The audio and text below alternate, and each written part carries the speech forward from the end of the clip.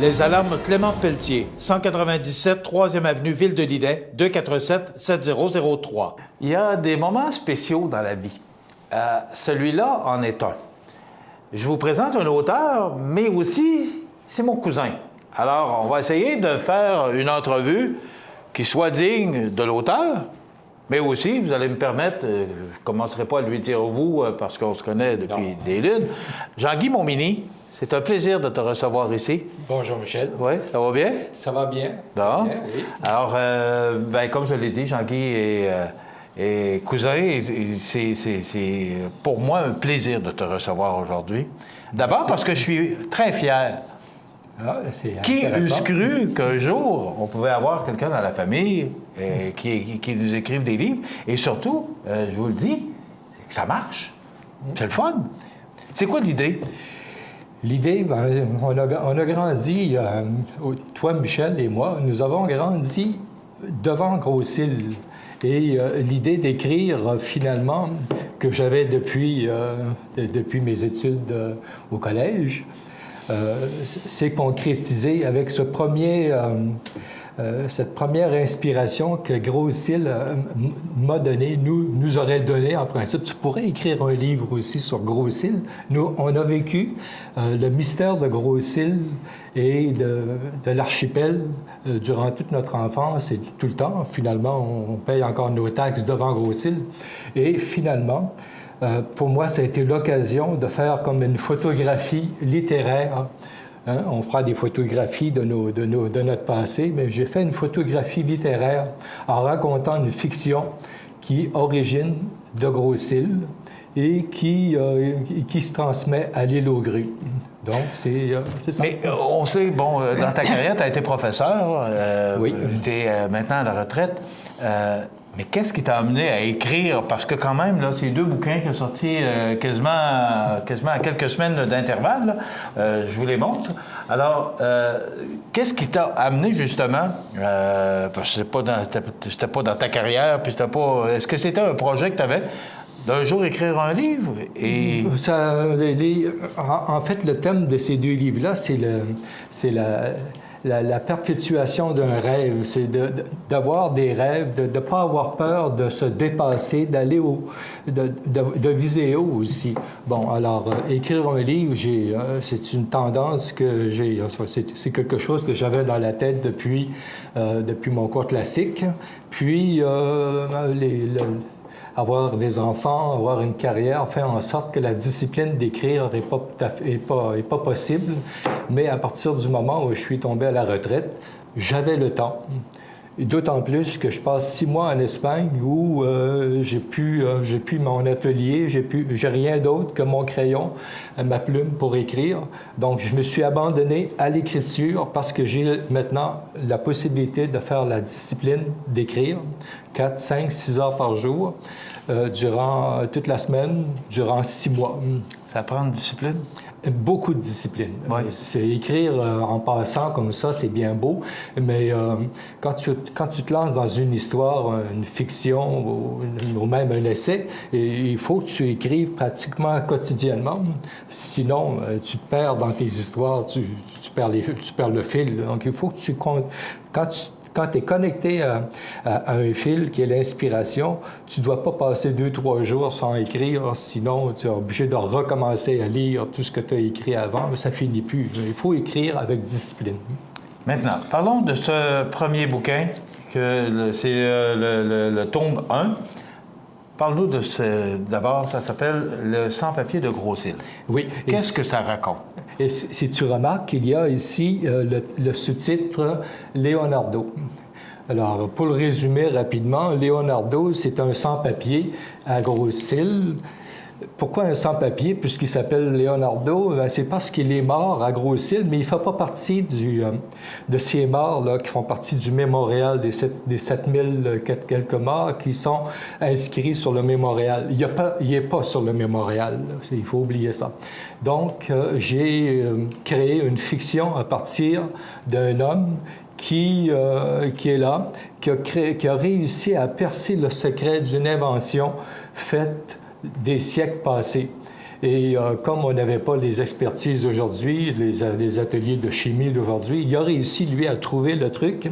Et ça commence avec une histoire qui débute en 98 et entre-temps, ben, il se fait avoir, lui, mais les deux autres, ses deux compères, vont s'approprier l'invention, finalement, et c'est là que commence l'histoire.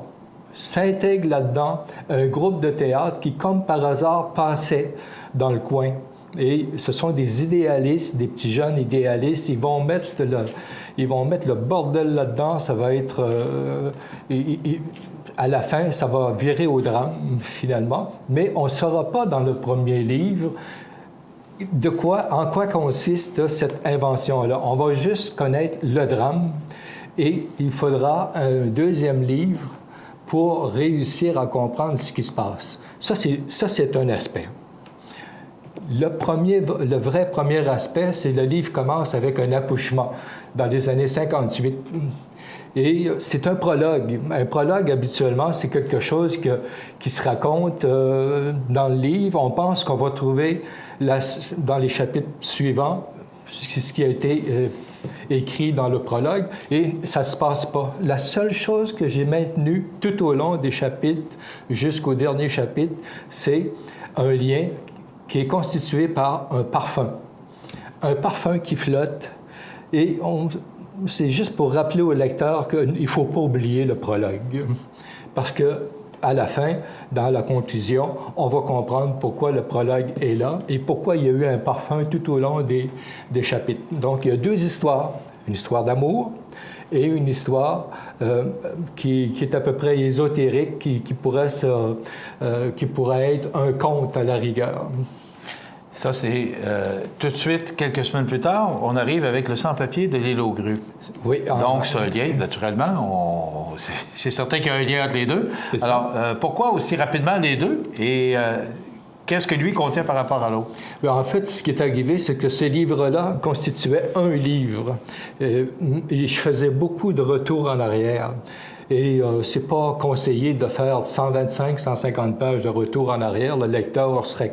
on m'a conseillé, dans une maison d'édition, de faire plutôt deux livres, puisque ça se passe 10 ans plus tard dans celui-ci.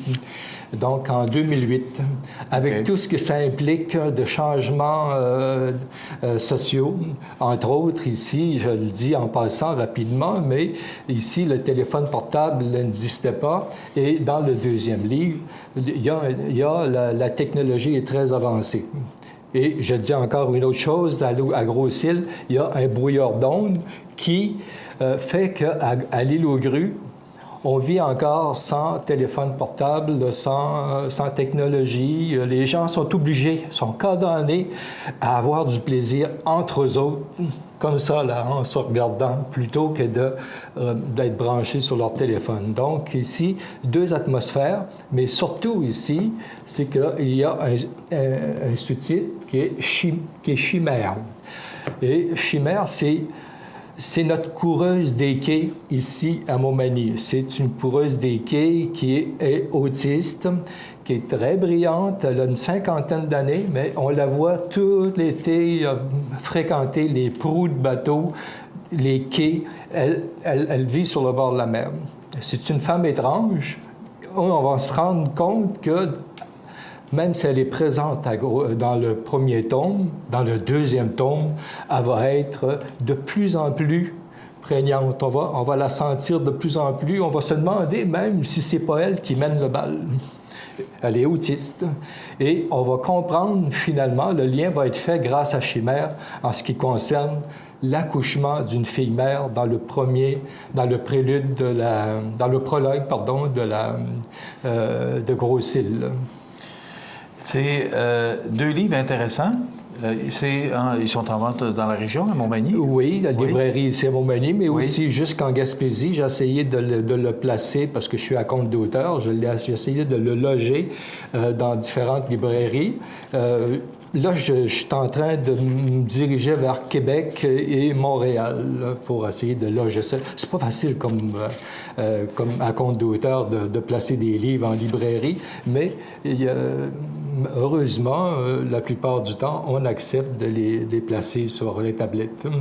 Il a été imprimé ici à Montmagny, chez Marquis Imprimeur. Absolument. La maison d'édition, c'est moi. C'est toi-même qui le promouvoit.